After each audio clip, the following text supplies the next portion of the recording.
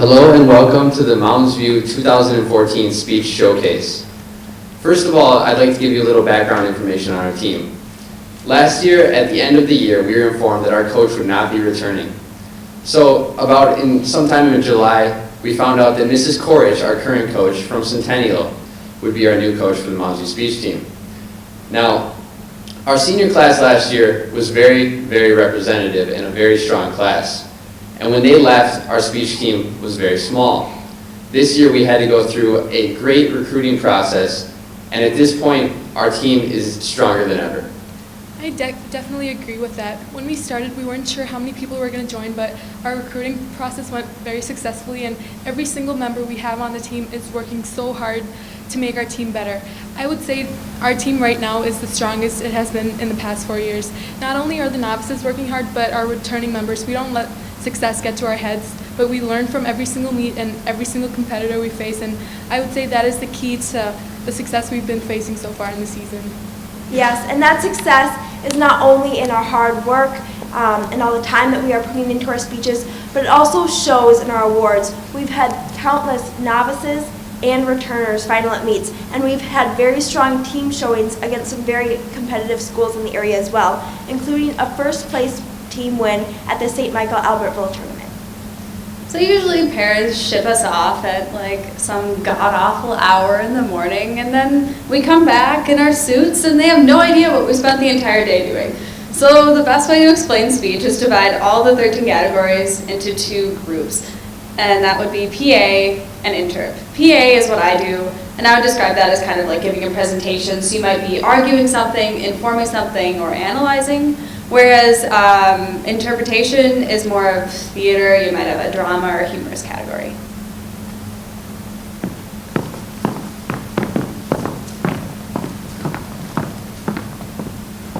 To start off the evening, I'd like to invite someone who I've had the pleasure of mentoring for the past couple years, sophomore Maren Guptill. Maren has participated in serious interpretation all 3 years she has been in speech, and will be performing her award-winning poetry piece for us tonight. Now when I say award-winning, I mean she's impressively finaled at every meet so far in the season and has even gotten first place. I'm pleased to introduce to you my good friend, Maren Guptill.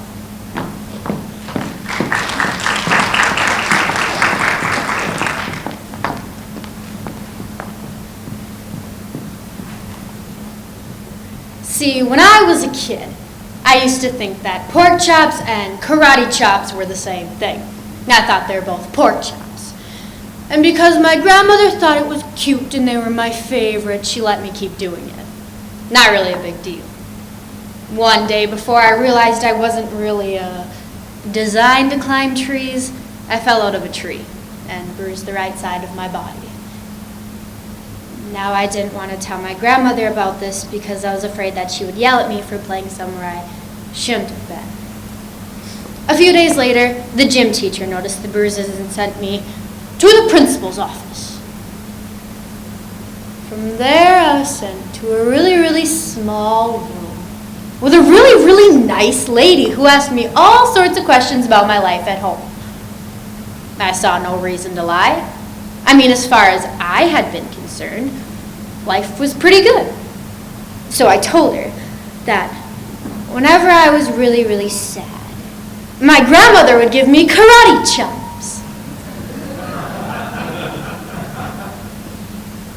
This led to a full-scale investigation, and I was removed from the house for 3 days until someone finally decided to ask me how I got the bruises. News of this silly little incident spread pretty quickly, and I earned my first nickname, Pork Chop. To this day, I hate pork chops. Now, I think I can speak for most of us in this room when I say we've all felt the effects of bullying. Whether this is on a personal level or just witnessing it, bullying is very real. Something as simple as a nickname can carry with us for our entire lives, like pork chop. Shane Koizan's To This Day project started as a simple poem and has now escalated to an entire campaign, not to end bullying, but to teach people how to deal with the hurtful effects of words. To This Day by Shane Koizan. Now, I'm not the only kid who grew up this way. Surrounded by people that used to say that rhyme about sticks and stones. And as if broken bones hurt more than the names that we got called, and we got called them all. So, we grew up believing that no one would ever fall in love with us. That we'd be lonely forever. That we would never meet someone that made us feel like the sun was something they'd built for us in their tool shed. So, broken heartstrings bled the blues as we tried to empty ourselves so we would feel nothing. Don't tell me that hurts less than a broken bone. She was 8 years old. First day of grade 3 when she got called ugly. See, we were both moved to the back of the class so we'd stop getting bombarded by spitballs. And the school grounds were a battlefield, and we found ourselves outnumbered day after wretched day. We used to stay inside for recess, because outside it was worse. See, outside we'd have to practice running away or standing still like statues, giving no clues that we were there. Grade 5, they taped a sign to her desk that read, "Beware of dog."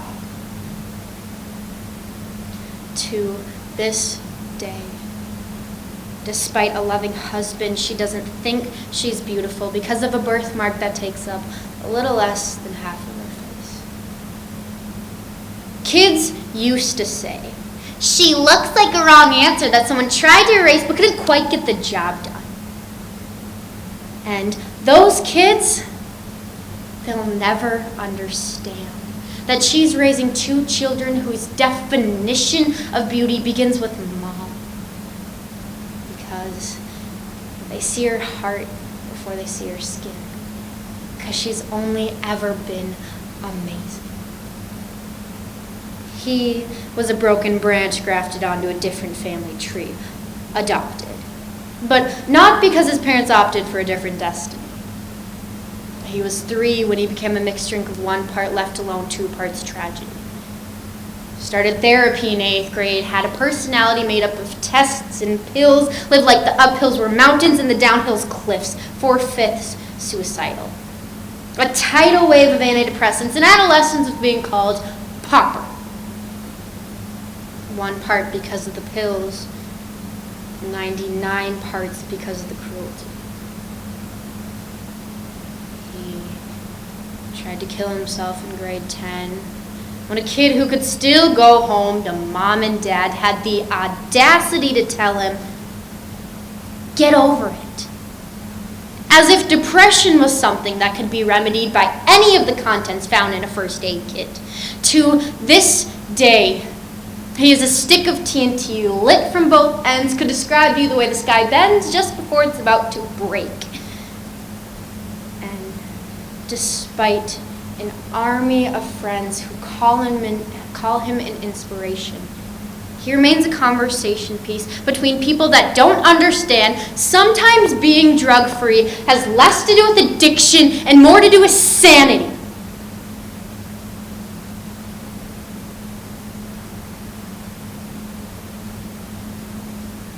We weren't the only kids who grew up this way. To this day, kids are still being called names. The classics were, "Hey, stupid," "Hey, spaz." It seems like every school has an arsenal of names getting updated every year. And if a kid breaks in a school and no one around him chooses to hear it, do they make a sound? Or are they just background noise of a soundtrack stuck on repeat when people say things like, "Kids can be cruel"?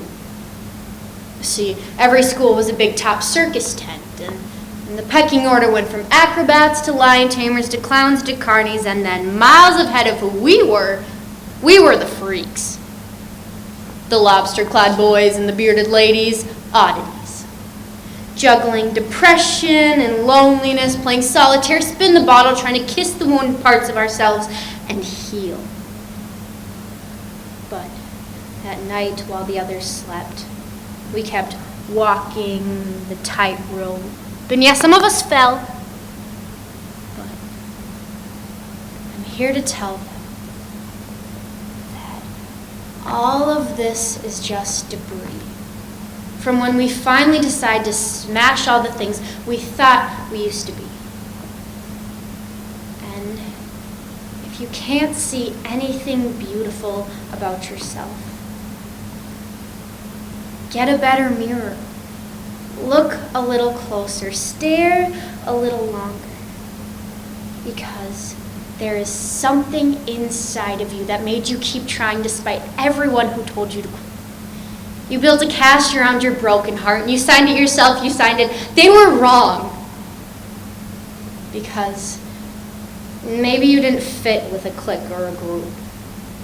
Maybe they decided to pick you last for basketball or for everything. Maybe you brought bruises and broken teeth to show and tell, but never told. Because how are you supposed to hold your ground when everyone around you is trying to bury you beneath it? You have to believe that they were wrong. They have to be wrong. I mean, why else would we still be here? We grew up learning to cheer on the underdog because we see ourselves in them. We stem from a root planted in the belief that we were not what we were called. We are graduating members of the class of, we made it. Not the faded echoes of voices crying out, words will never hurt me. Of course they hurt. But our lives will only forever continue to be a balancing act that has less to do with pain and more to do with beauty.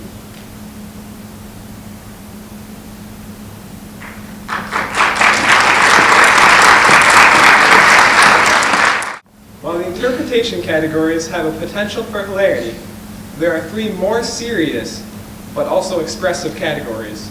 Poetry is fairly self-explanatory. You may perform either one poem or mash together a few poems to create a poetry program. In fact, I had a girl in one of my humorous rounds last year who was kicked out of poetry because her piece was too funny. There are also the categories of drama and prose. They're fairly interchangeable except for their sources. Drama must be from a play, and prose comes from a book. Introducing the speakers of drama, prose, and poetry. Please refrain from clapping until the end.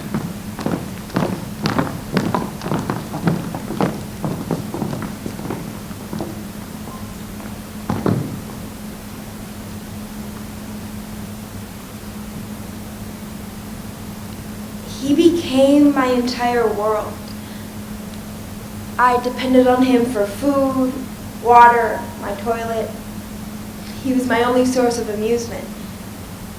He would try to make me laugh with all these silly voices he would use. He had an English accent, a Texan accent, an Australian accent. He used his powers of manipulation to gain my trust. I craved human contact so much by then that I actually looked forward to him coming to see me. It felt like he was bestowing a gift upon me. His presence.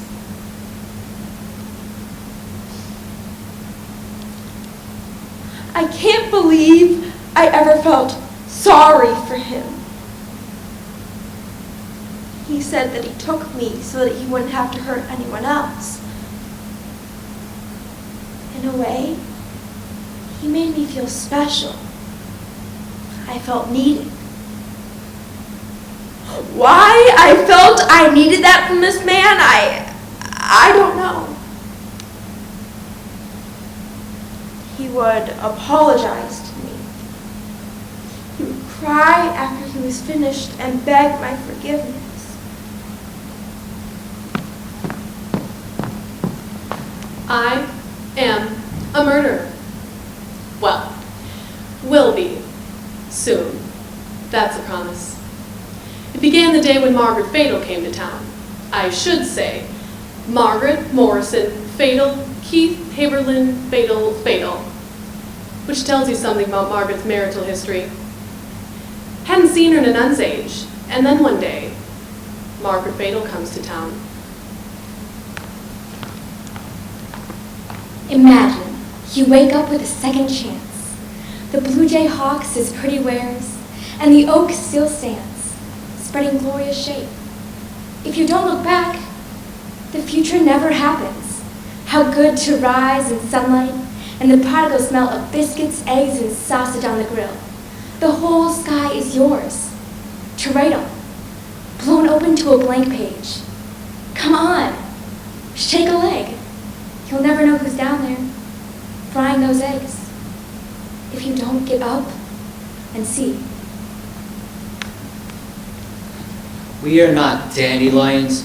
Weeds lay uproot to cleanse their fantasy gardens and get their hands dirty in our soil. We are sunflowers, a blazing field of yellow petal skin and brown eyes standing together. This is for you. For your yellow-brown skin, this is for you. For your black hair, this is for that beautiful mirror I see in your eyes. This is for you. This is for you. My people, this is for us. I was crying because I knew 5, 10, 50 more Spokanes would die during next year. My fellow tribe members will have killed themselves, and I want them to live. I want them to get stronger, get sober, and get the hell off the rest. I wept and wept because I knew I was never going to drink. Because I knew I was going to have a better life out in the white world. I might be the lonely Indian, but I'm not alone in the loneliness. Did you ever watch MASH? I remember this one episode. Hawkeye sees a friend of his from high school. He later operates on that friend and loses him on the table. He is distraught. So after surgery, Henry comes to talk to Hawkeye. Henry tells him that when he went to school for commanding officers, he learned that there are 2 rules of war. Rule number 1 is that young men die. Rule number 2 is that doctors can't change rule number 1. I found myself astonished that even 50 years after the Korean War, some things still seem very much the same. We still heard helicopters coming, waited for them, ducked our heads, and ran to bring our patients in on canvas stretchers. There were differences too, of course. With body armor that often protected our warriors from fatal torso injuries, perhaps Henry's line to Hawkeye might have been slightly different today. Rule number 1 might now state that war, it damages people. Rule number 2, of course, would be unchanged. I was certain of one truth, however, that Henry might not have learned 50 years ago. War, it damages doctors, too. They are damaged by rule number 2. Their game was Legend of Silence, or LOS. LOS was different from other games, whereas in Metroid or Zelda, the player character became more powerful as he explored. The heroine of LOS, however, was diminished by every artifact she found. The goal of the game was to lose everything. It was their favorite game, so much they often discussed what they would do when it was over. What they meant was, what could they do? It was impossible to imagine after. Kate has acute leukemia. She was diagnosed when she was 2. She's 16 now. I'm the allogenetic donor, a perfect sibling match. When Kate needs leukocytes, or stem cells, or bone marrow, I'm the one who provides them. Nearly every time Kate's hospitalized. I wind up there too. There is way too much to explain. My own blood seeping into my sister's veins, the nurses holding me down as they stick me for my white cells, the bruises and deep bone ache after I give up my marrow, the fact that I'm not sick, but I might as well be, the fact that the only reason I was born was as a harvest crop for Kate, the fact that even now, a major decision about me is being made, and no one's bothered to ask the one person who most deserves to speak her opinion. We were newlyweds. We still walked around holding hands, even if it was just going to the store. I would say to him, "I love you." But I didn't know then how much. I had no idea. Sometimes, it's as though I hear his voice, alive. But he never calls out to me, not even in my dreams. I'm always the one who calls out to him.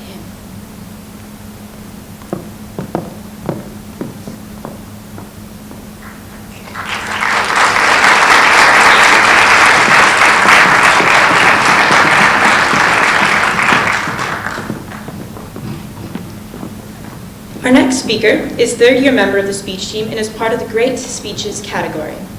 She has found great success in enthusiastically analyzing other speakers' great works. Tonight, she will be analyzing a commencement speech given by David Foster Wallace, a great and tortured American author. Please welcome the lovely Monica Kemp.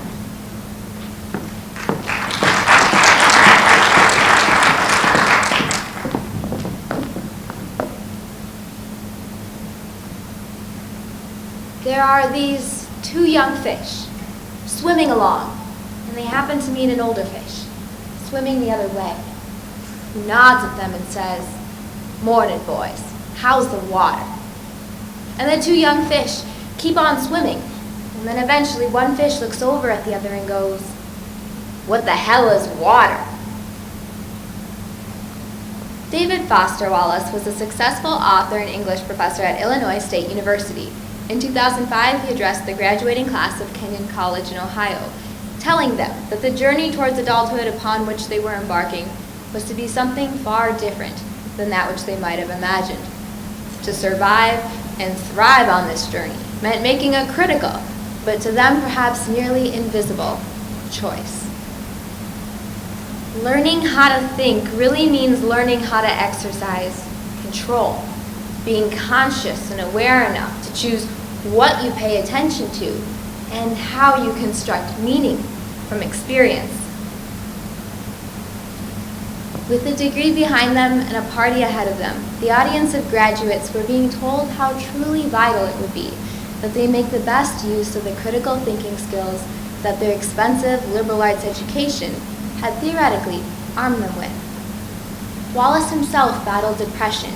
His intimate knowledge of the dark, sharp edges that the human experience holds created for those students on that day, and for us, if we are willing to listen to his words, a window through which we are afforded a glimpse of what he saw. Wallace's challenge is reflected in the old fish, young fish story. What water? To be able to effectively communicate, Wallace uses the oldest rhetorical model known to mankind. Storytelling is the means by which humans have been conveying meaning for millennia. Oral history, folk tales, biblical accounts. As Randy Posh, the late writer of the last lecture, reminds us, don't tell people how to live their life, just tell them stories. They'll figure out how the stories apply to them. Symbolic convergence theory refers to the use of stories to convey profound and difficult life messages. Romeo and Juliet as love, the Odyssey as the grand adventure. Today, we look at how Wallace uses this most ancient tool to bridge the nearly unfathomable divide between his experience and those of his audience, to convince those fish that it is indeed all about the water. Let's say it's an average day. You get up in the morning, go to your challenging job, and you work hard for 9 or 10 hours. At the end of the day, you're tired and stressed out.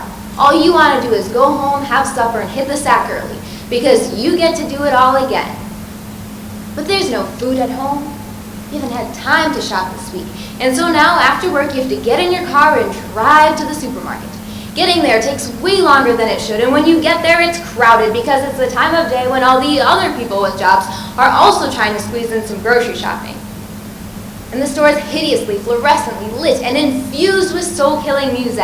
And it's pretty much the last place you want to be. You have to wander all over the huge, overlit, crowded aisles to find the stuff you want. Maneuver your junky cart through all the other tired, hurried people. And of course, there are all the glacially slow old people and the spacey people and the ADHD kids who all block the aisle. You can see what he's saying. It's the rare day indeed when we are not captured in the trappings of our own experience. As psychologist Jean Twenge at San Diego State University has said, the current generation of young adults are by far one of the most self-centered, narcissistic, competitive, confident, and individualistic in recent history. Wallace warns us of this egotism. You can choose to look differently at this fat, dead-eyed, overmade lady who just screamed at her child in the checkout line. Maybe she's not normally like this. Maybe she's been up 3 straight nights holding the hand of her husband who's dying of bone cancer. It's not likely, but it's also not impossible. It just depends on what you want to consider. If you're automatically sure that you know what reality is and who and what is really important, if you want to operate on your default setting, then you, like me, will not stop to consider possibilities that aren't pointless and annoying. But if you've really learned how to think, how to pay attention, then you will know you have other options. Not mystical necessarily. The only thing that's capital T true is that you get to decide how you're going to see it. You get to consciously decide what has meaning and what doesn't. Wallace is telling us to step outside the moment, take a deep breath, and reevaluate. The alternative can make for devastating results.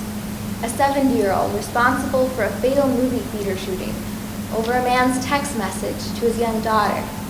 A 17-year-old Cincinnati student putting a gun to his head and firing in front of his entire class. Not being able to step outside of our immediate experience and our immediate needs has proven time and time again to be very dangerous. The freedom to be lords of our own tiny, skull-sized kingdoms at the center of all creation involves attention and awareness, discipline, and effort. That is real freedom. The alternative is unconsciousness, the default setting, the rat race. The good news is that many have heeded the Sentinel. Videos and cuts of his speech have been uploaded onto sites like YouTube and Upworthy and have reached some 31,000 people and counting. His arguments are resonating with people across the globe to this day. Wallace was unable to live out the lessons he sought to teach us. Struggling with depression throughout his life, he was almost always on medication. He also self-medicated. One day, his wife found his lifeless body at the end of a rope on their porch. Although he is unable to be here with us, we can make a conscious decision to put his words to use. Inside the daily drudge that each one of us lives out is the chance to think critically, to reflect deeply, and to observe the remarkable occurrences that make up our lives. As Wallace points out, I know this stuff probably doesn't sound fun, or breezy, or grandly inspirational. What it is, so far as I can see, is the truth, with a whole lot of rhetorical crap pared away. None of this is about morality or religion or dogma or big fancy questions about life after death. The capital T truth is about life before death. It's about making it to 30 or maybe 50 without wanting to shoot yourself in the head. It's about awareness. Awareness of what is so real and essential, yet so hidden in plain sight, all around us, that we have to keep reminding ourselves over and over. This is water. This is water.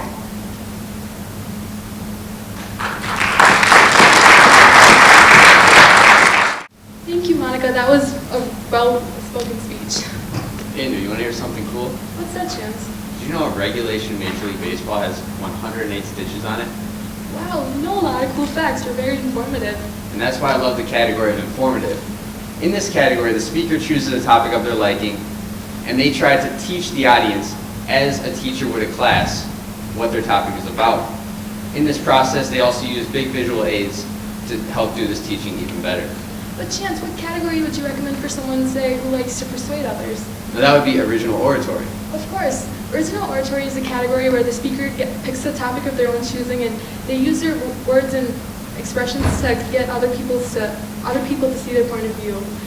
These speeches can either be persuasive or informative in nature. That's cool. All these categories are really cool. And without further ado, I'd like to introduce to you the speakers of informative and original oratory.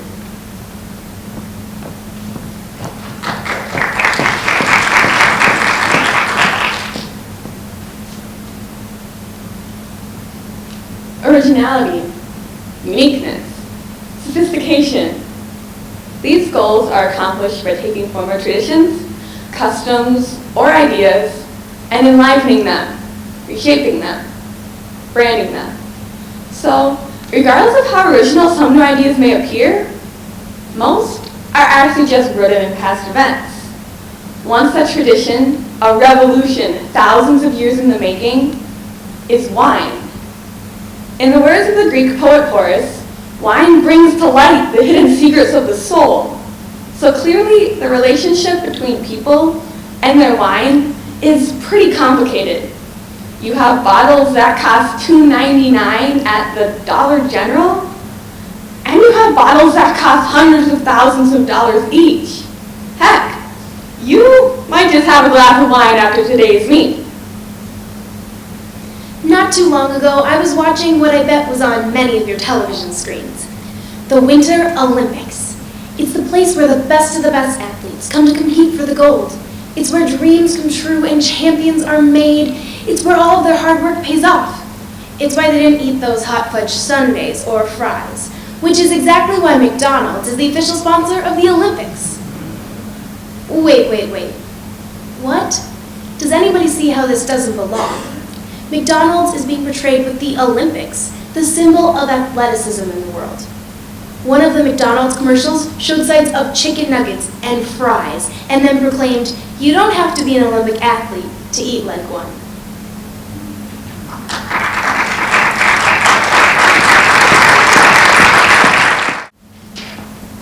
Next, I'm pleased to introduce my fellow captain, Laura Levins. Laura is a prime example of what happens when you combine natural talent and great work ethic. This is her second year in the category of informative, and she's experienced much success, including a first-place champion. Laura Levins, everyone.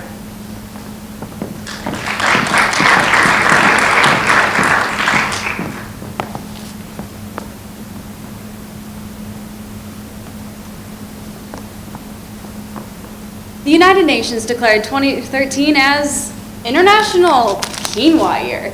This global initiative intends to raise awareness of the stunning health benefits of what the UN has named a super crop. At first, only specialty health markets sold it, but as major US retailers such as Trader Joe's, Whole Foods, and even Costco started carrying it in 2007, quinoa's popularity skyrocketed. In addition to quinoa's health benefits, the UN hopes to shed some light on the indigenous people of the Andes region who have maintained this crop for centuries.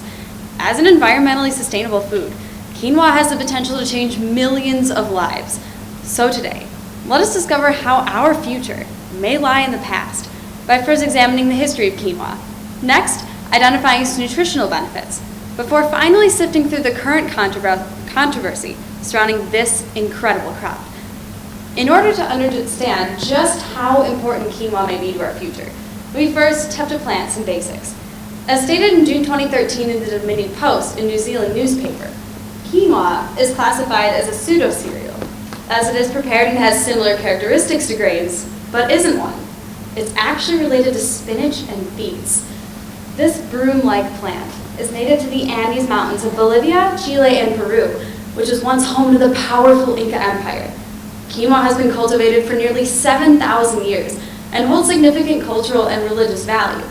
An April 2012 Time article explains, Inca legends refer to quinoa as a gift from the gods, as compensation for living in one of the toughest climates our planet has to offer. Which begs the question, what do we get for living in Minnesota? It was said to have been delivered from the heavens by a sacred bird, creating a direct connection between the Incas and the gods, and was celebrated each spring with rituals performed to ensure a successful harvest. Clearly, the harvests were successful, as quinoa remained a staple crop not only for the Incas, but descendants as well. But in 1532, according to the Whole Grains Council, quinoa was nearly destroyed during the Spanish conquest. Because quinoa held so much value to the Incas, the Spanish targeted it to undermine their culture. Fortunately, some plants survived at higher altitudes, and the quinoa grew back. And when it grows, it really grows. 1/2 pound of seeds can plant an entire acre of land, which will then produce between 1,200 and 2,000 pounds of new seed. It's no wonder many have dubbed it the Andean wonder grain. Now that we understand where quinoa originated, we can uncover why its popularity has exploded across the globe. Over the last few years of the recent health craze, quinoa has been in the eye of the storm, as it is one of the most nutritionally balanced foods on the planet, and in the future, off the planet. A June 2013 article from The Independent, a British newspaper, explained NASA researchers have recommended quinoa as part of a possible space colony diet. While there is no single food that can supply every nutrient, quinoa is the closest. It contains all 9 essential amino acids required in our diet, along with an abundance of vitamins, minerals, and antioxidants. And not only does it have more protein, quinoa has more calcium, magnesium, and iron than wheat and corn, all while being totally gluten-free. For those affected by celiac disease or gluten intolerance, quinoa is a fantastic source of nutrients. Along with the immediate effects, the Dominion Post also states quinoa could reduce your chances of conditions such as heart disease, migraines, and even breast cancer. Quinoa is also incredibly versatile. Companies are manufacturing pasta, alcohol, energy drinks, and even shampoo with quinoa. Not only can it reduce our hunger, quinoa has the potential to end hunger across the world. It grows in some of the harshest and driest climates, yet still yields large and nutritious crops. A February 2013 UN press conference attested that unlike nearly any other crop, quinoa thrives in temperatures between 17 and 100 degrees Fahrenheit, as well as survives 12,000 to 13,000 feet above sea level. And the range of environments quinoa can thrive in are only increasing. In April 2013, the National Agrarian University of Peru developed a variety that will grow in coastal climates, and Canada, Denmark, and Pakistan are developing varieties as well. A little closer to home, Washington State University is currently searching for varieties of quinoa that could grow in the Pacific Northwest. But back in Peru, progress is being made in the fight against hunger. In 2008, government figures showed more than 27% of children under 5 were chronically malnourished. By 2011, it was less than 17%, attributed strictly to quinoa. And with 1 billion people affected by malnutrition, according to the Food and Agriculture Organization in 2010, quinoa is an option worth exploring. Despite its astounding nutritional implications, there is significant controversy over quinoa's economic effects. Bolivia is the poorest country in South America, and absorbing vast international popularity is no easy task. Their infrastructure is simply inadequate for the voracious demand for quinoa. The aforementioned Independent article explained that quinoa prices have tripled over the last 5 years, threatening to prevent the very people who grew the crop from consuming it.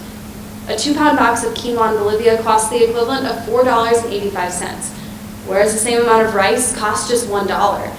These high prices are ideal for growers, but cause violent land disputes. In February 2012, violence over prime territory left dozens injured, as slings and sticks of dynamite were used as weapons. Despite these issues, the quinoa trade has positive outcomes as well. The aforementioned press conference revealed that 1 million Bolivians emerged from extreme poverty, and now the nation has a growing middle class. The International Monetary Fund expected an astounding 6.5% increase in the GDP of Bolivia last year. But the benefits aren't exclusive to Bolivia. Peru received $35 million in exports, which tripled from just 3 years prior.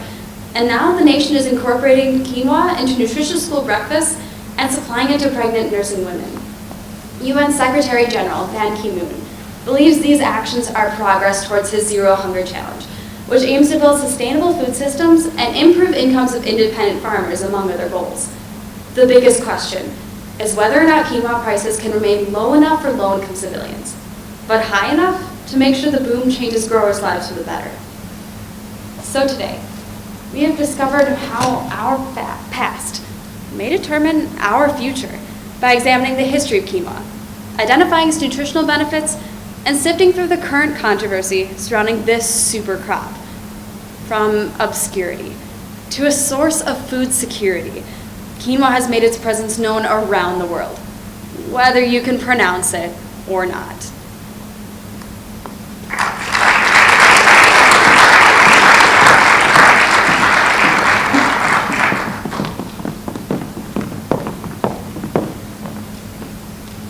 In speech, what do we do with those people who make you laugh until you cry? Put them in humorous, of course. This is an INTORP category that is both lighthearted and funny.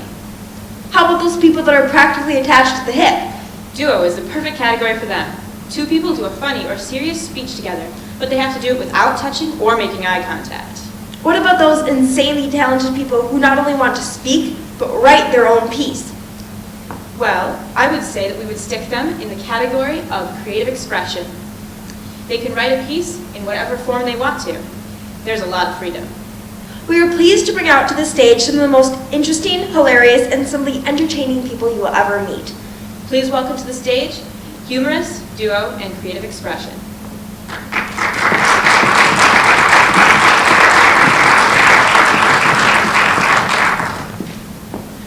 Everybody wants a perfect world, a place where peace is unfurled, a world with no pain, no suffering, and no tears.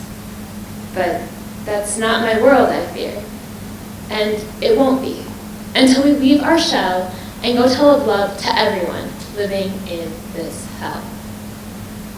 We live in a world infiltrated by war. It has become a part of our everyday lives. Like an unwelcome neighbor, war is seemingly always there, always giving us something to think about. Eventually, we learn to ignore it. But what happens when you ignore it for too long? Susan, are you sure you don't want to keen just a little?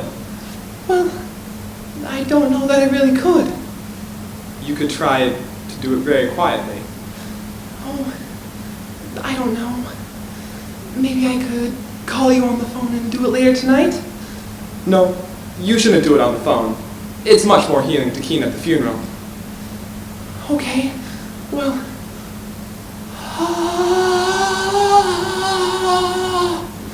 That's good.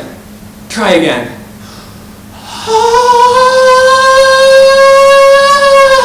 That's good. That's good.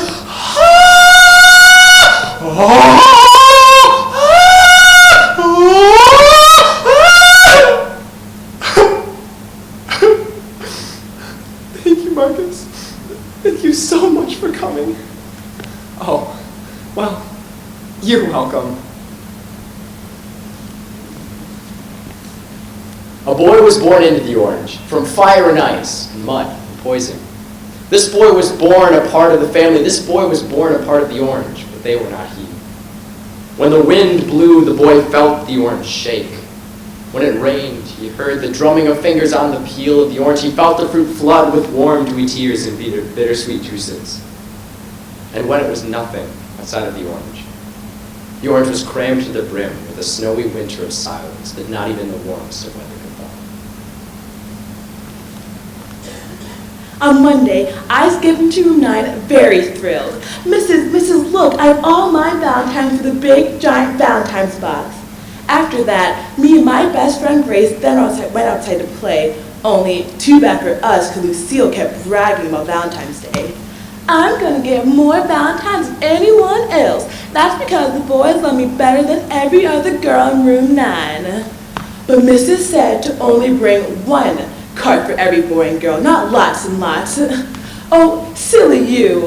Look at me, I'm precious. And when you're precious, boys automatically send you lots and lots of cards. They just can't help themselves.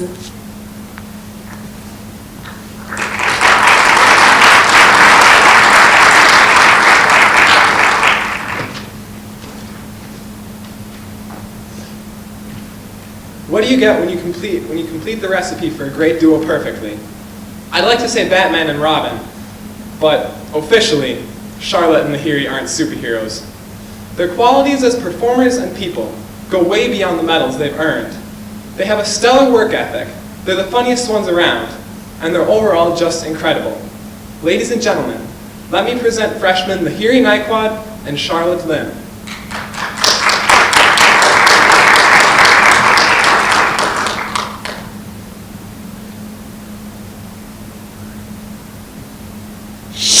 I can't believe this is real. Me neither. My sister gave it to me and told me to only share it with my best friend. But you can't tell anybody about it. You understand? I promise. Who would have thought that there's actually a book that told women everything they need to know about men? I know. Look at the cover. The boy book. When you really don't like a guy, he's all over you. And as soon as you like him, he's no longer interested. Once said by Beyonce Knowles. God, I love her. In this story, Sue and Julie have the same problem as Beyonce, as I'm sure many of us also do. We'll delve into the mysteriousness of men in The Boy Book by John C. Haven.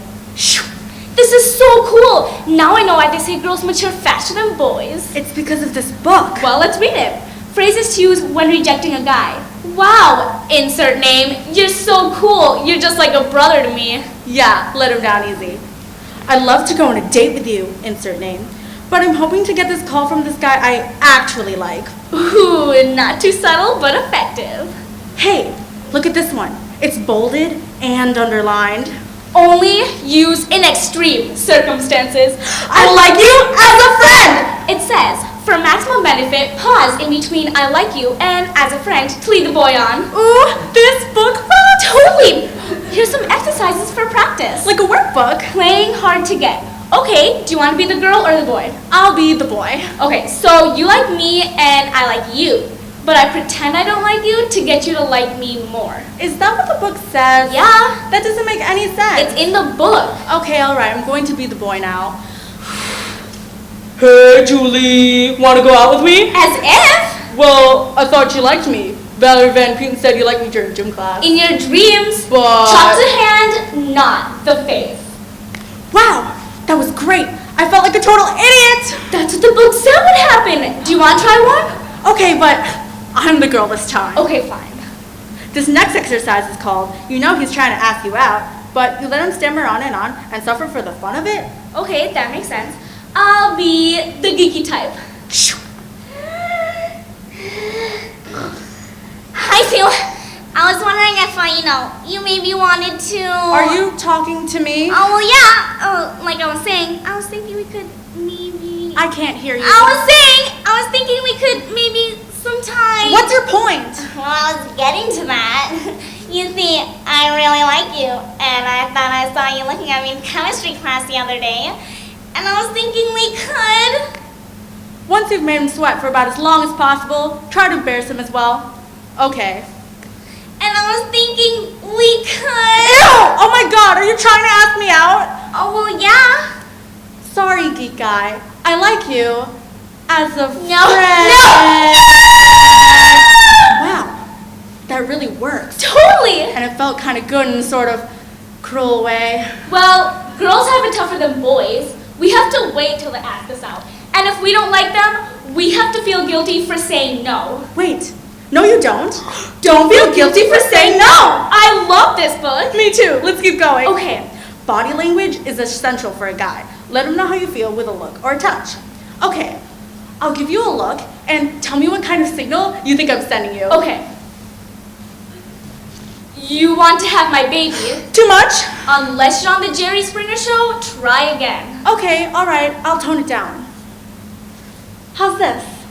Better. Cute, flirtatious, and subtle. Great, now you try one and I'll be the guy. Okay, I'll try the touch thing. So, you tell me a joke and I'll pretend you're funny. Okay. So, what did the ghost say to the bee? I don't know. What? Booby. You are so funny. You are so funny. Whoa, calm down there, Touchy. Too much? Unless you're trying to steal his wallet, try again. Okay. So the ghost says, booby. Wow, that was great. Did Did you come up with the hair thing? No, it says it in the book. Guys love it when girls play with their hair. Is that true? Yeah, it says it in the flirting without words section. Gotta remember that one. When walking with the boy you like, stay silent, stare at him, whisper to your friends, then giggle. This will drive the boy crazy. Silent. Stare. Whisper. Giggle. Got it. What's next? Calling the guy you like, but pretending you didn't. Okay, I'll be the girl. I'll be the guy.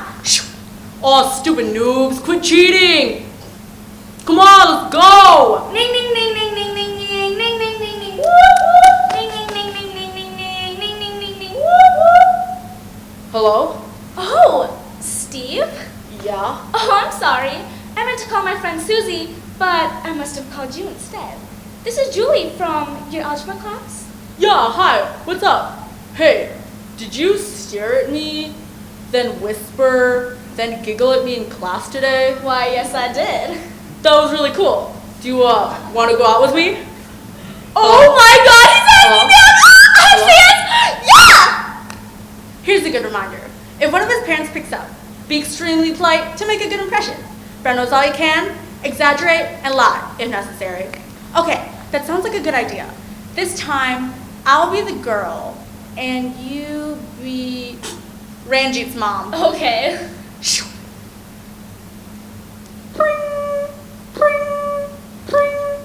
Hello? Why, hello, Mrs. Ranjit's mom. This is Sue from Ranjit's calc class. Why, hello, dear. Hello, ma'am. I just want to let you know I bought some of your naan at the bake sale today, and well, it was delicious. Thank you, Suzanne. How sweet. And you have a beautiful house. My dad used to be a landscaper and says your shrubberies are the best in town. Really? Well, I'll be sure to tell my husband. He'd be delighted. Okay, well, I'm going to go now and have some more of your delicious naan. Oh, and by the way, could you please tell your son, Ranjit, that I called his hello? Certainly, dear. Ranjit, that lovely girl Suzanne from your calculus class just called. She seems like a lovely girl. You should ask her out. What? No, I'm sure she doesn't think you're just a brother to her. Great reaction. Yeah, well done. What's next? Skip ahead. Whoa. What is it? This is huge. Tell me. Getting him to say I love you first. Ooh! That takes up 2 whole chapters? Jules, do you think there's a couple of guys off somewhere reading the girl book? You mean, could there be a book just like this one that says stuff like, never call a girl after the first date, or you'll look like a wuss? Yeah, something like that. Do you think guys might be able to get one step ahead of us girls? Nah!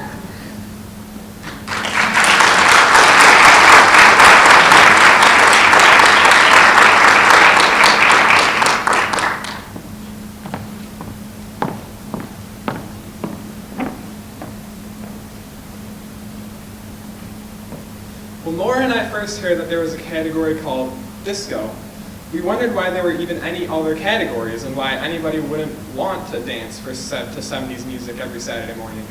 And we figured out what discussion really means in speech. In every other category, a performer goes up alone and doesn't have to worry about a filibuster or persuading others or reaching a consensus. In this truly unique category, everybody in the room engages in a debate about a current issue. For example, this year's topic is infrastructure. The category of extemporaneous speaking is strikingly similar to discussion.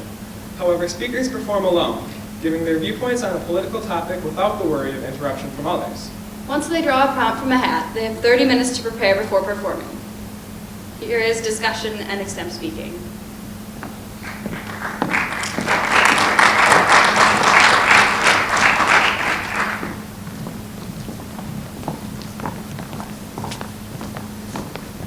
I have an uncle. Well, he's actually my great uncle.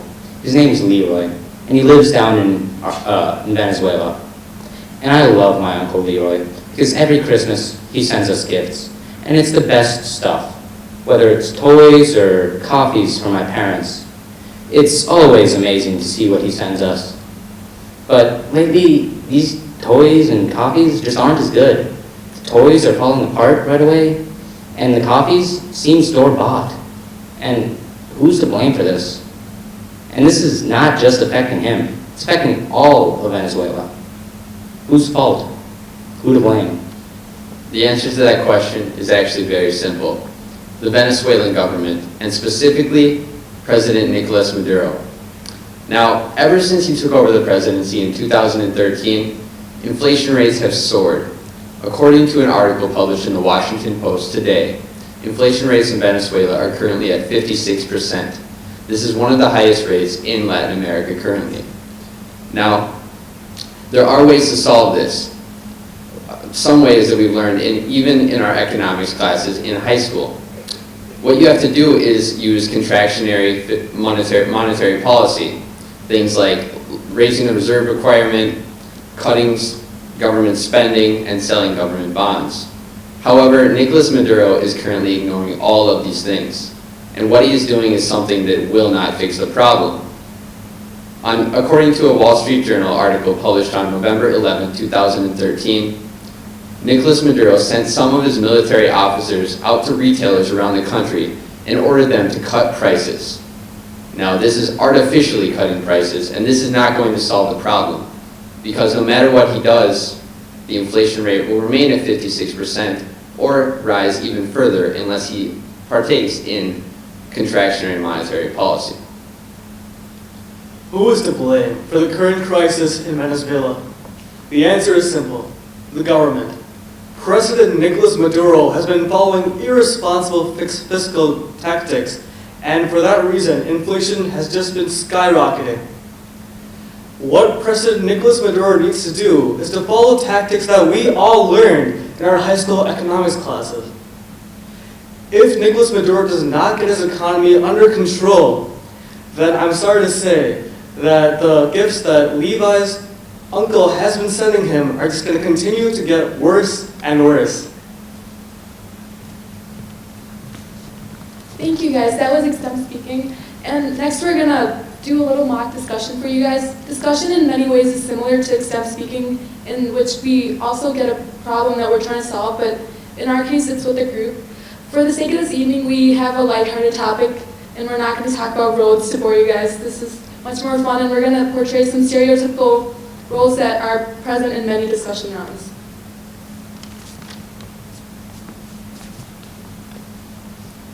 Okay, so why don't we take a couple of seconds to read it to ourselves, so when you're done, look up. Sounds great, thanks Maya. Thank you.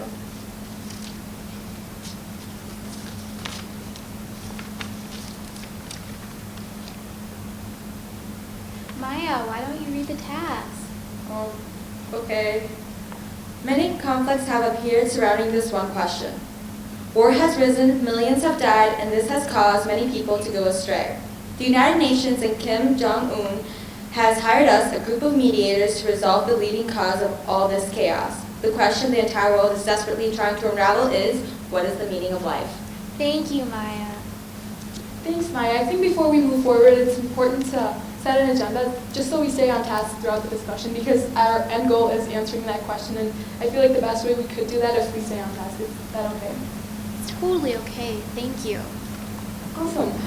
First, we can go over some clarifications on the task just so we make sure we're all on the same page. And then I feel like we can jump right in. I feel like a think tank approach to this task would be the best way to solve it. So we can all just bring forward ideas, and at the end we can come to a consensus and agree on the meaning of life. So that's wonderful in you. Thank you. I agree, but I think in order to solve this problem, I think the best option would be to come up with top 3 list, and then we can use pros and cons of those 3 to eventually pick the one that we'd like to use as the solution to this problem. Do you guys agree? Maren, I would say I have to disagree because it says meaning of life, not meanings of life, so I think 1 would be the best option to go. Oh, I'm sorry, I meant pick 3, and then from those 3, then pick 1. If you guys are cool with that, I guess we can follow that agenda. Should we jump in? Because for the sake of time, I think we need to Yeah. Maggie, what time is it? 8:08. I think we still have like 7 more minutes, so I think we should jump right in. Does anyone have anything they would want to bring up just so we have something to start the discussion? Well, Indu, I would like to start off by, from the 2011 edition of the New York Times, they did a study that said 98% of people felt a lot better about themselves after they had gotten a puppy. But Maggie, can you please connect this back to the task? I'm having a hard time seeing the connection between the two. Well, if you have a puppy, you just kind of feel happier. I don't like dogs. And I think by saying that dogs make people happy, we're ignoring the whole other side of the population. What about cats? What about llamas? What about cows? Are they not animals too? I feel like the role in the task we have is we're a bipartisan group and we're trying to mediate, so I don't think we should discriminate against any animals. All right. Maya, do you have anything to add? Well, I think the meaning of life is food. According to New York Times, posted January, I think it was 2005, yes. Well, it said that food equals happiness, and then no food equals depression, and depression leads to death. So yeah.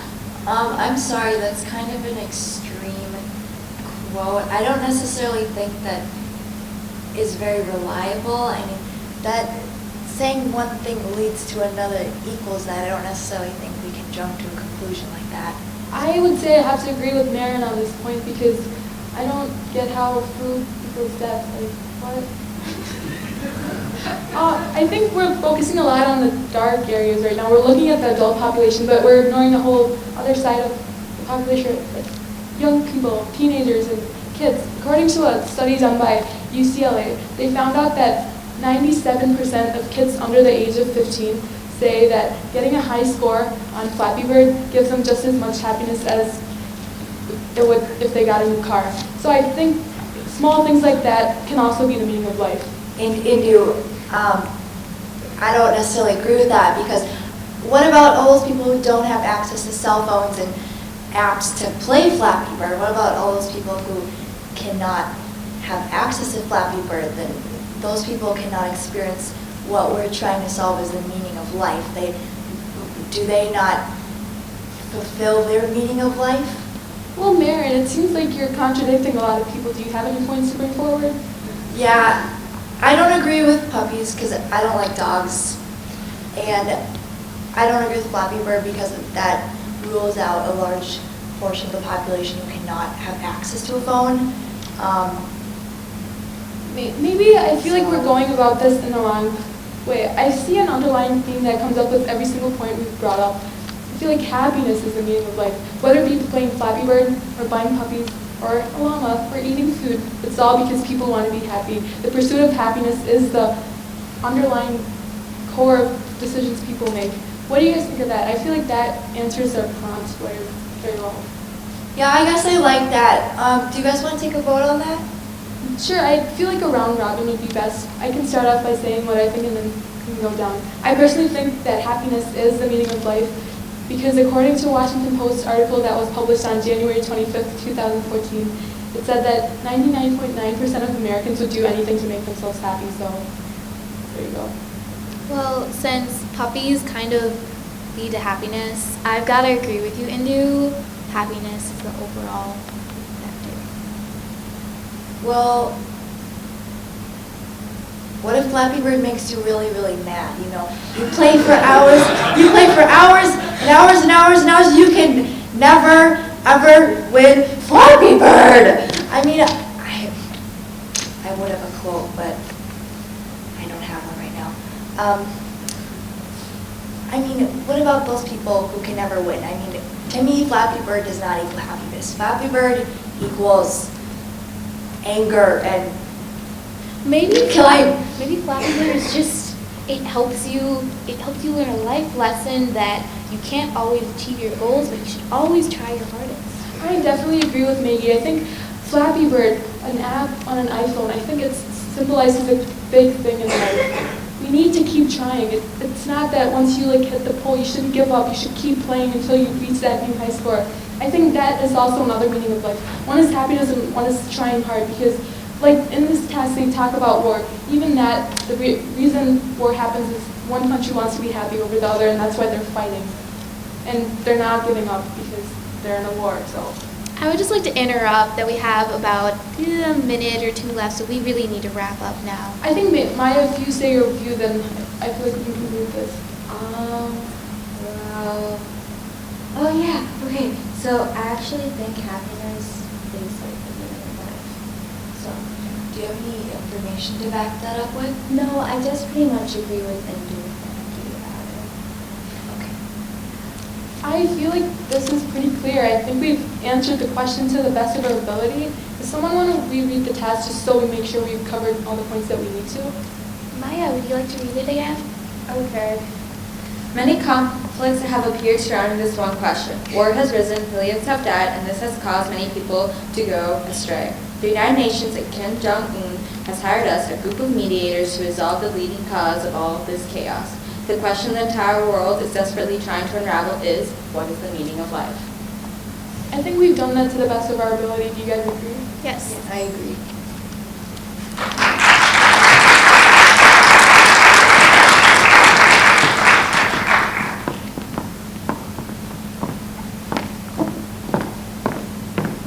Before we begin the next section, I need to solicit a noun, an adjective, and a quote from the audience.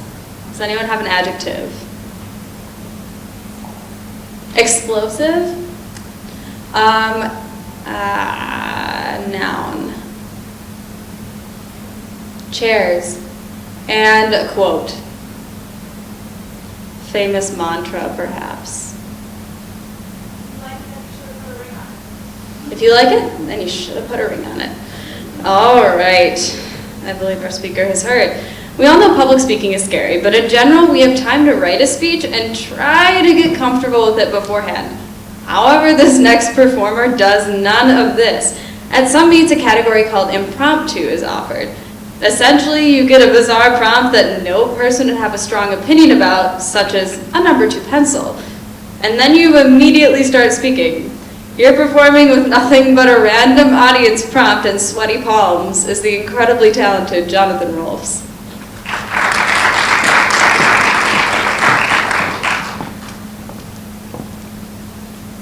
How? Okay, I'm done stalling now. So let's go for impromptu. When I was younger, I was fascinated with interstellar travel, spaceships, NASA, all of that space stuff. So one day I decided that I would just pretend to be an astronaut for one day. So I decided to strap some TNT to a chair and put it in my backyard, and then I got right on and lit that TNT, and well, that was a bad idea. But, well, let me tell you about what it came to my mind as with that little chair. I'm gonna go to space! See, I was, as a young kid, was quite spontaneous and a little bit strange. And that day, I did indeed go to space, singing an interesting song. If you like, then just put a ring on it. I'm gonna go to space, I don't really care. Music is, well, necessary. The Milky Way! Constellations! I love space. You see, as a child, space was my motivation. I always wanted to be a scientist or an astronaut. They have this effect on people. When you see something cool on your TV, or on the internet, or wherever you might get your ideas from, you begin to imagine what you might want to be when you grow up. And that's what it really comes down to. As we grow up, we wonder what we want to be. We're always questioning if we made the right decision, if what we're doing is right, if this is how we want to live our life and how we want to end up in the end. As most of us are thinking about college, well, we're starting to run out of time and quite literally options at this point, so, I mean, it's time to decide your future. You have to decide what you're going to do. Make sure you know that it's the one thing that you want to do.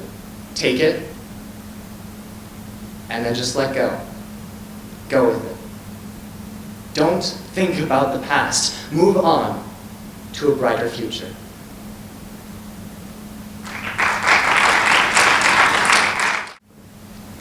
Our next speaker is someone who's very dedicated to our team.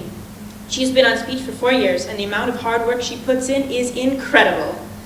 On top of all the success she has had, she is also one of our 4 captains. Her passion for speech is apparent in all 3 of her serious interpretation pieces. Tonight, she will perform her drama piece for you all.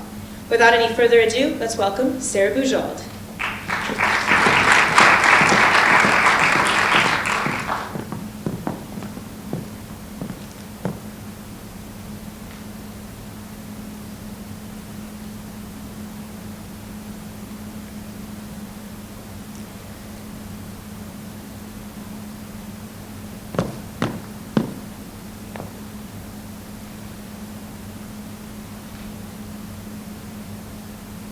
I called Mom.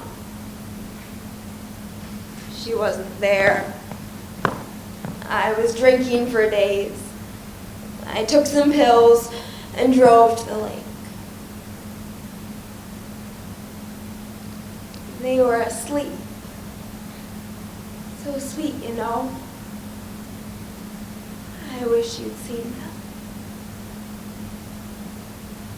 I released the brake and let the car go. When we don't know who to hate, we hate ourselves. Susan Smith is a woman who's been wronged by many in her life, but puts all the blame on herself. In a last attempt to end her misery, she drives her car into a lake.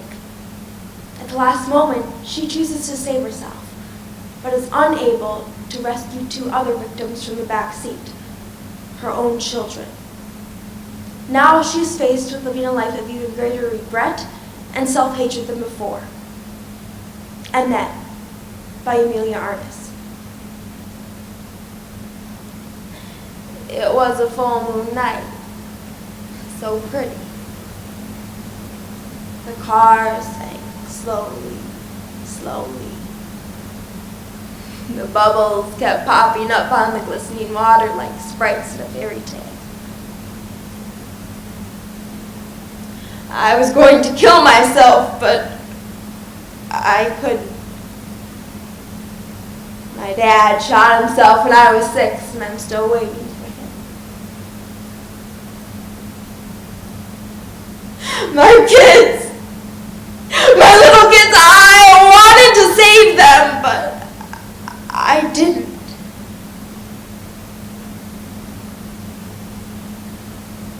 And it's a good thing I didn't. They're all right now. They're with God. They have nothing to remember, nothing to forget. God will erase my kisses from their cheeks. God will turn me into a faint shadow in their never-ending dreams. God will play with them. God knows how to play with kids. God will be their mother. Their mother. They had no mother. They had a wreck of a human being for a mother. Human garbage. Human garbage. Made them breakfast every day. Human garbage. Changed their diapers every day. Human garbage. Drove them to school every day. Human garbage. Sang them songs softly every night. Fell asleep snoring their sweaty head every night. My sweet things.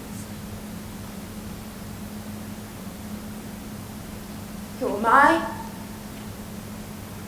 I am the stupid high school girl who slept with every boy who said, hey. And the woman left crying her eyes out over a married man who left her alone in some bar late at night. Who's the little girl am I now? A clerk in a supermarket. I'm married to a nobody. I'm screwing my boss and my boss's son.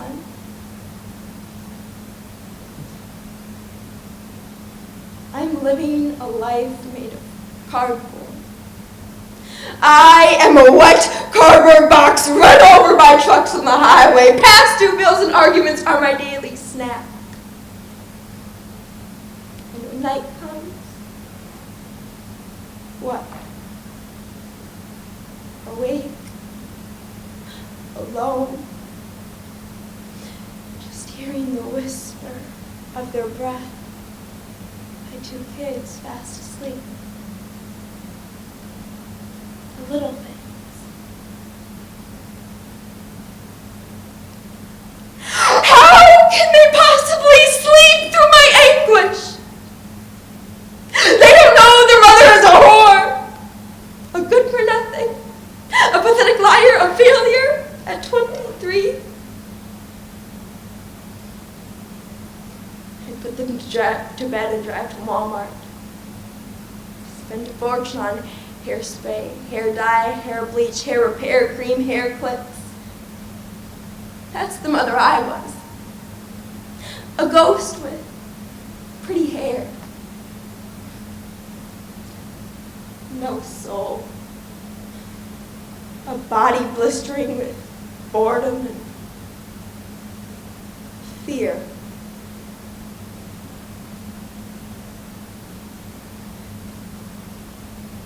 Where did I leave my soul?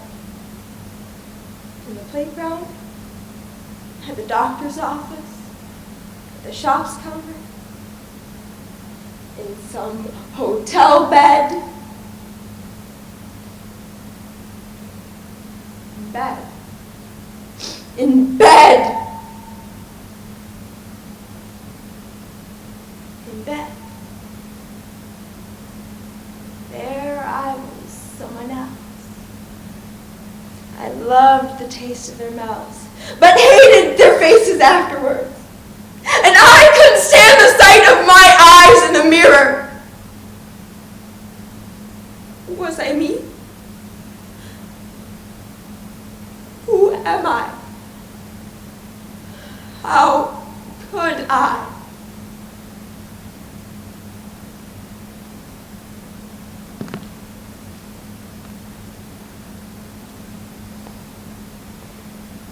Their heads smelled of sweat, milk, and candy bars. They looked at me like dolls come to life. They were so beautiful. They smiled at me as if I were the funniest thing alive. But sometimes they cried and cried and cried, and who the hell knows why?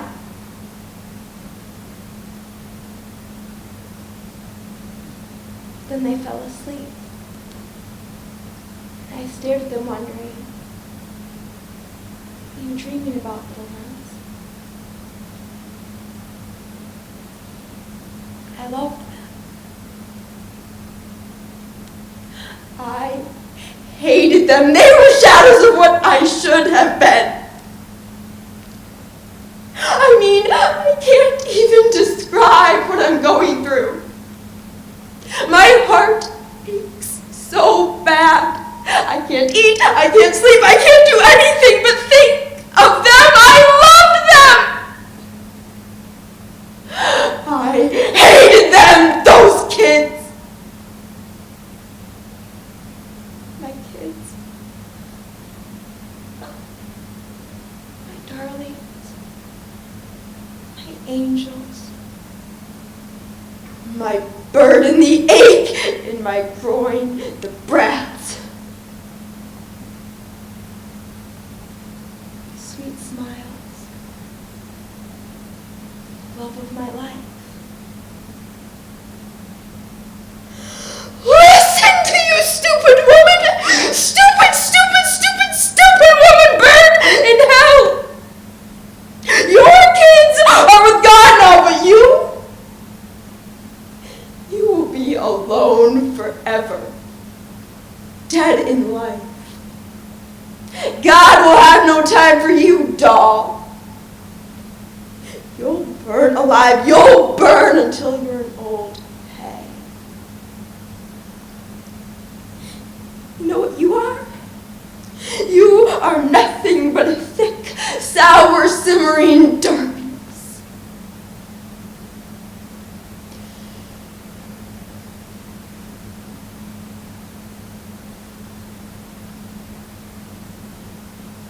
I want to say to my babies that your mama loves you.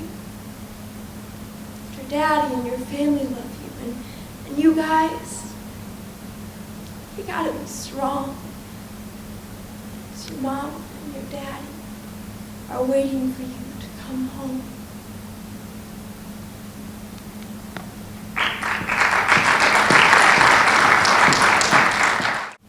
Thank you, Sarah. That was a wonderful performance. So, Indu, did you like to listen to stories when you were little? Chance, I still like to listen to stories. I know, I think we all do. And that's why we're in luck, because these next two categories deal specifically with reading and listening and telling stories. Yes, and one of the two story-oriented categories is, of course, storytelling. In this category, the speakers get 30 minutes to, the speakers draw for a story, which is usually a fairy tale, and then they put their own creative spin on the stories and then recite that from memory. Extemp reading is very, very similar to storytelling. The only difference is that during these 30 minutes after you draw your story, you have to prepare an introduction and conclusion for your story. And the story is usually cut from a larger story. And so, without further ado, Let's welcome our speakers from storytelling and extemp reading.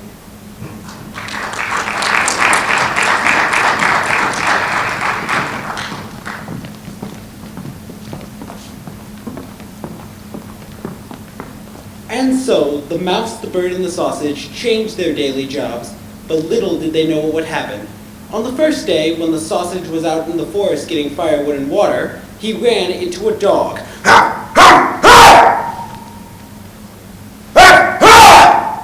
And the dog ate the sausage right there in the forest. The bird found out about this and warned the mouse of what had happened. Mouse, a dog has eaten the sausage. No, we could die out here. We need to stick together. But while the mouse was doing that day's cooking, the sausage used to jump into the soup to add extra flavor. I should do the same thing. And the mouse was burned no sooner than touching the boiling water of the pot, setting the house on fire as well.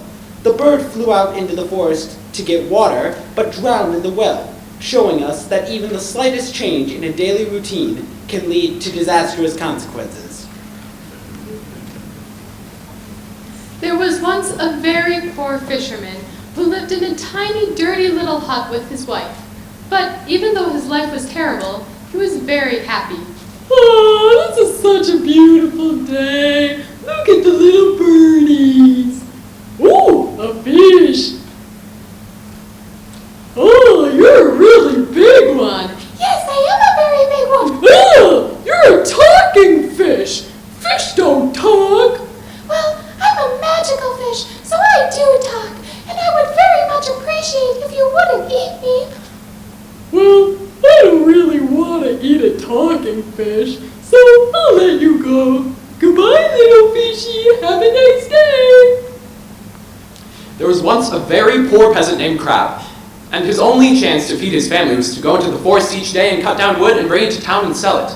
And one day, when he sold it to the doctor, he saw that the doctor lived in very comfortable conditions, and he was very rich, and so he asked the doctor, "Oh, how do I become rich and famous like you, like a doctor?" "Well, you must go to town, and you must buy a sign, and you must paint on the sign, 'I am Dr. Know-It-All.'" And Crab took this advice. He went into town, and he bought a sign, and on the sign he painted, "I am Dr. Know-It-All." And hence, he became known throughout the land as Dr. Know-It-All, and became rich and famous.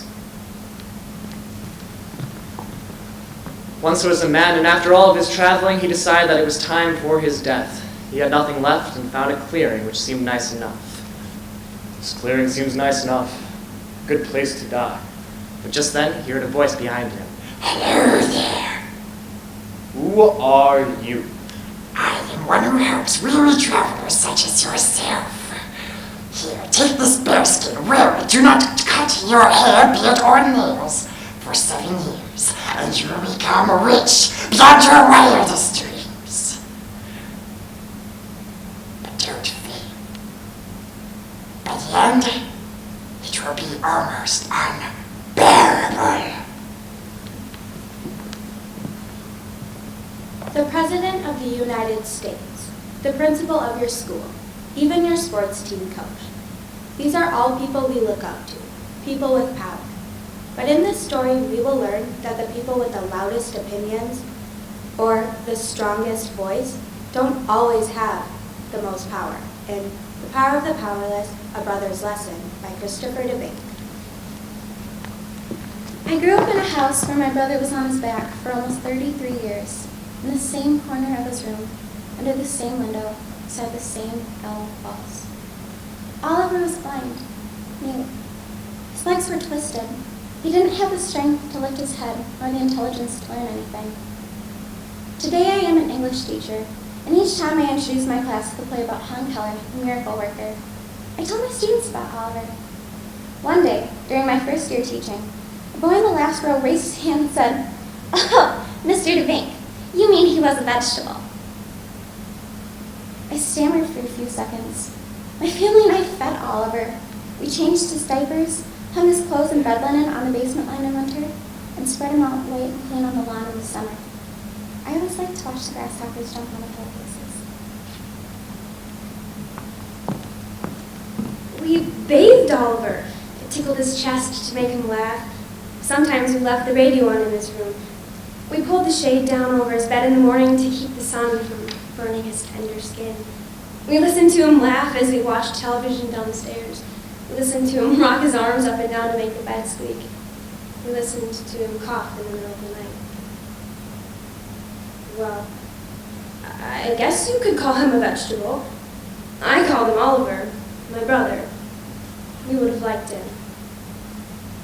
One October day in 1946, when my mother was pregnant with Oliver, her second son, she was overcome by fumes from a leaking coal-burning stove. My oldest brother was sleeping in his crib, which was quite high off the ground, so the gas didn't affect him. My father pulled him outside, where my mother revived quickly.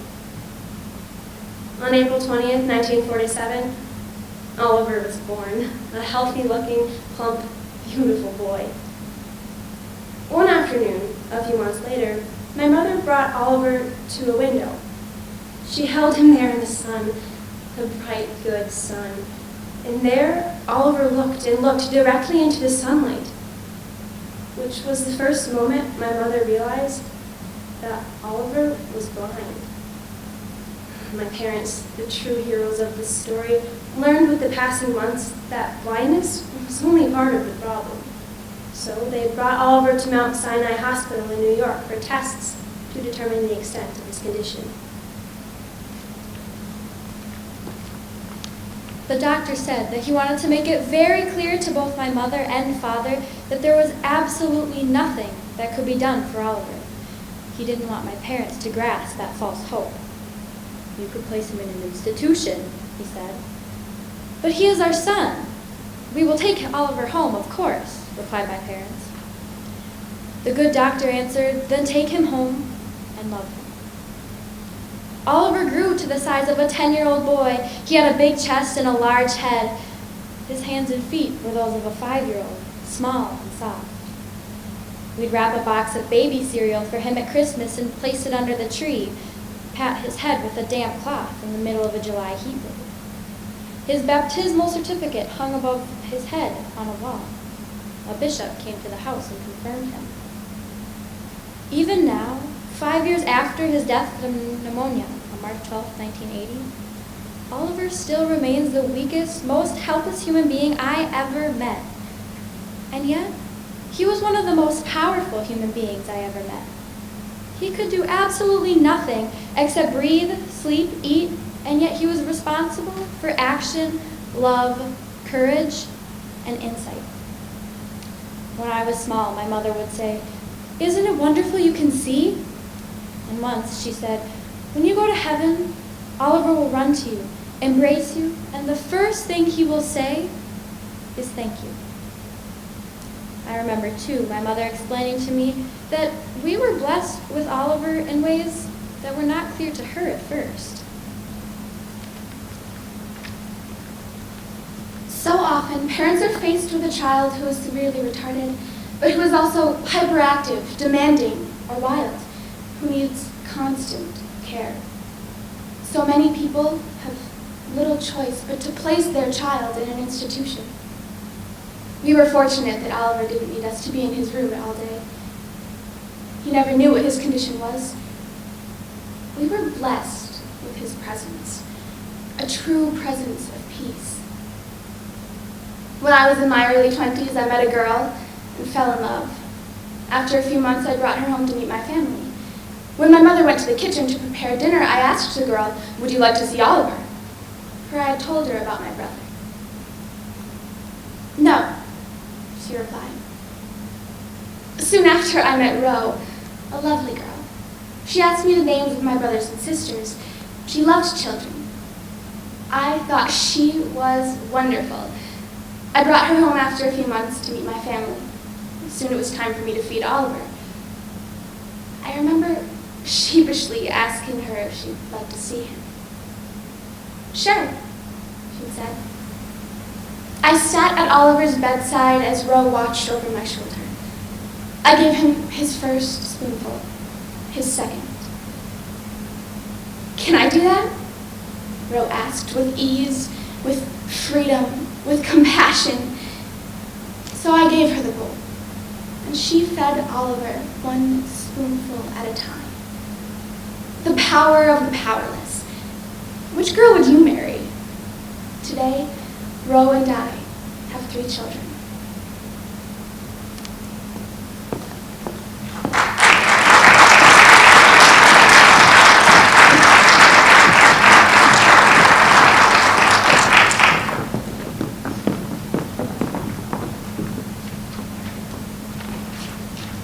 Finally, I'd like to bring out someone who I am blessed to have gotten to know so well, Junior Maya Rao. Maya has specialized in serious interpretation all 3 years she has been in speech. Through this year's poetry piece, we are able to see her talent, soft intensity, and passion for speech. Ladies and gentlemen, Maya Rao.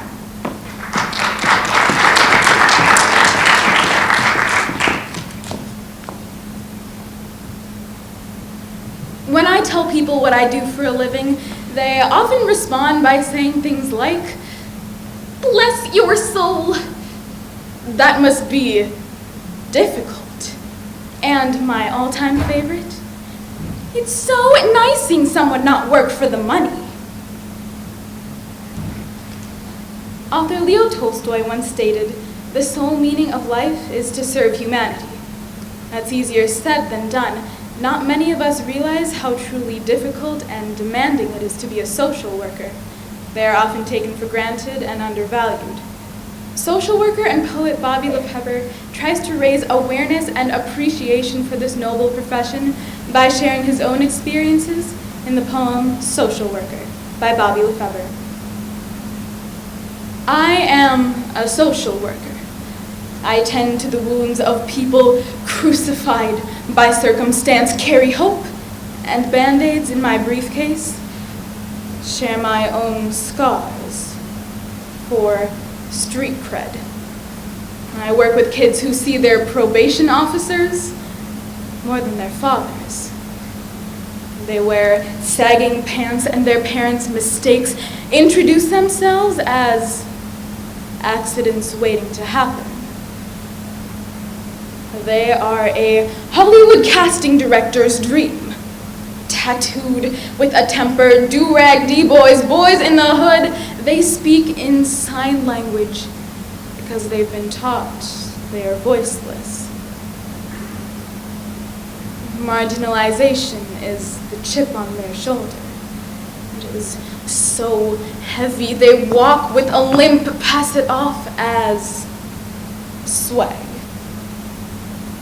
Their fingers more familiar with pipes than pencils, eyes smoked closed, paint their world view the color of devils as they search for God or anyone it can just look up to. Each one has a story. Emilio wants to change, so he keeps his lucky penny in his pants pocket, along with the quarter I gave him to call with whenever he's in need.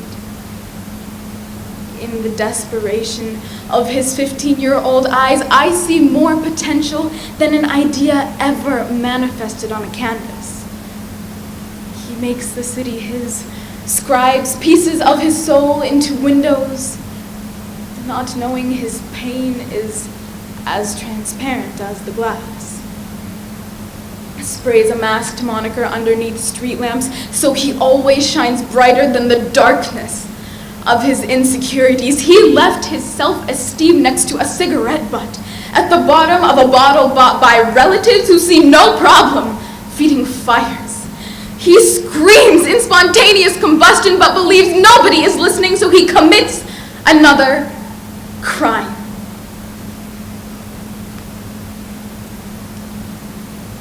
He likes going to court because there at least he knows someone is paying attention to his sentences. I am his social worker, attempting to make sense of his syntax. He didn't fall through the cracks, they swallowed him. I've seen it happen in broad daylight. Sun turning the other cheek, cowering behind the clouds. Concrete quicksand traps you like Venus fly. Homies who claim to have backs. Front offering no help. And so many of our kids are sinking. Emilio asks me for direction, but there's only one way to go from where he is. I show him his heartbeats, his compass. When we look at the scars on his psyche, I ask if he is ready to replace them with dirt under his fingernails. He asks, how's he supposed to escape the sand? I remind him he cannot ask for one to guide his footsteps if he's not willing to move his feet first. I speak in cliches, talk of butterflies and of phoenixes and of hip-hop and of so many ugly things that have bloomed into beauty. I speak in truths. I tell him I don't know if things will be okay. I show his statistics are stalking him in prison. Planned housewarming parties of how the streets, they don't change. But I know that people do. Hope is not a helium-filled balloon slipped from our fingertips. We do not have to watch potential float away. I am a social worker. I work with kids who learn to spell stigma before their first names. But each one is an artist, learning to draw their own conclusions. Their pencils are heavy burdens built without erasers on purpose, because sometimes the best thing you can do is not go back. I am a social worker, and no, I don't do it for the money. I do it simply because I still believe in people. And I really hope that you, and you, and you, and you, and all of you still do too.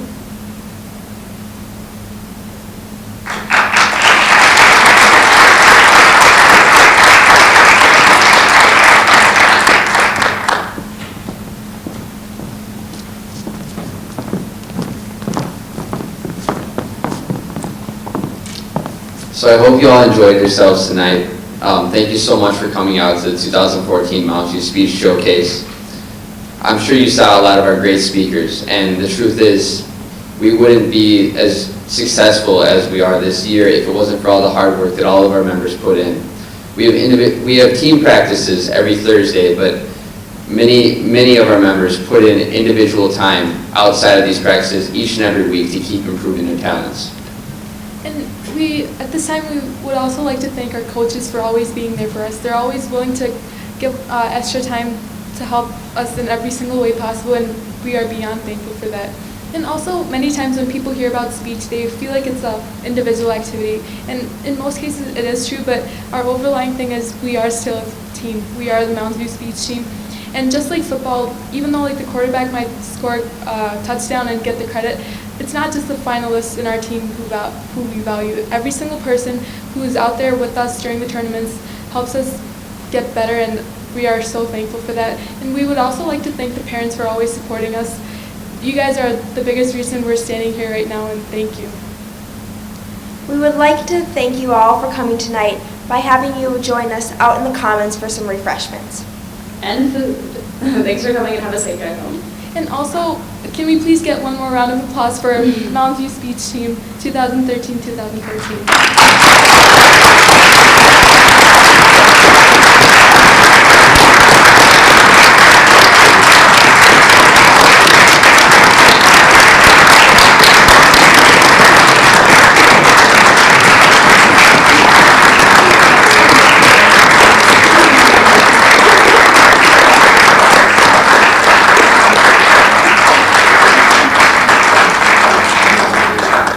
Thank you, everyone.